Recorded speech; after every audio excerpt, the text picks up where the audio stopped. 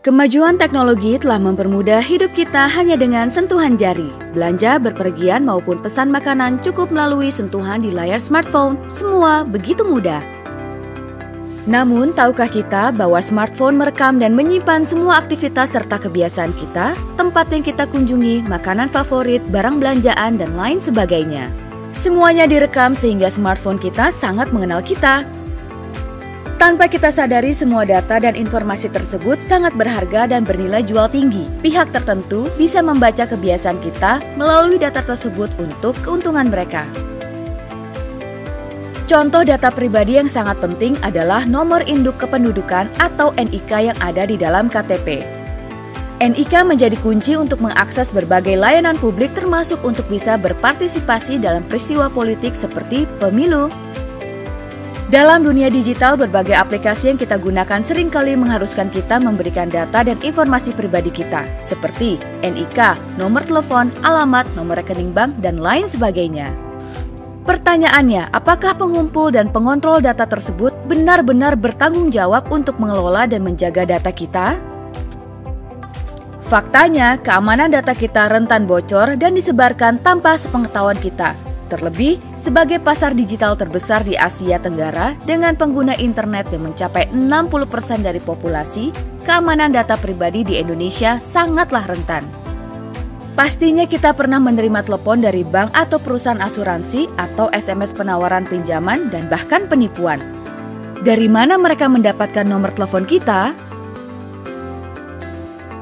Tanpa sepengetahuan kita, data kita telah dibagikan dan diperjualbelikan untuk kepentingan ekonomi ataupun politik pihak tertentu. Kebocoran data pribadi ini terjadi di startup kecil hingga perusahaan besar sekelas Google, Facebook, dan tempat belanja online. Jadi, kita harus mau membaca dan memahami syarat dan ketentuan sebuah layanan atau aplikasi. Karena ini terkait dengan hak asasi kita. Ketika kita telah menyetujui syarat dan ketentuan yang tidak kita baca dan pahami, penyedia layanan akan bebas menggunakan data kita. Bila ini terjadi, jangan takut untuk menggugat penyalahgunaan data pribadi kita di luar syarat dan ketentuan yang disepakati. Syarat dan ketentuan sebuah aplikasi atau layanan harus mudah dimengerti, jelas, dan bukan hanya formalitas saja.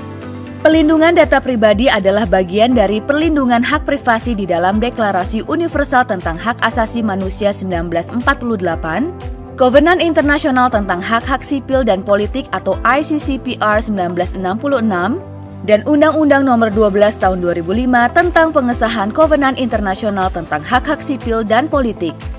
Selain itu, tujuan pembangunan berkelanjutan atau SDG 16.10 menjamin akses publik terhadap informasi dan melindungi kebebasan mendasar sesuai dengan pengaturan nasional dan kesepakatan internasional. Termasuk menjamin hak kita untuk mengetahui bagaimana informasi tentang kita diproses. 137 negara telah memiliki undang-undang yang khusus mengatur perlindungan data pribadi. Di Indonesia, substansi pelindungan data pribadi tersebar di 32 undang-undang sektoral yang tumpang tindih dan tidak terintegrasi dalam konsep besar pelindungan data pribadi. Karenanya, perlu ada sebuah undang-undang untuk menjamin dan melindungi data pribadi kita. Kita harus mengawal pembahasan rancangan Undang-Undang Pelindungan Data Pribadi di DPR berdasarkan prinsip-prinsip transparansi, partisipasi, dan akuntabilitas penyusunan kebijakan publik. Kita harus bisa terlibat di setiap tahapan pembahasan RUU ini. Adanya Undang-Undang Pelindungan Data Pribadi diharapkan akan memberikan rasa aman dan nyaman pada kita sebagai warga negara pemilik data pribadi.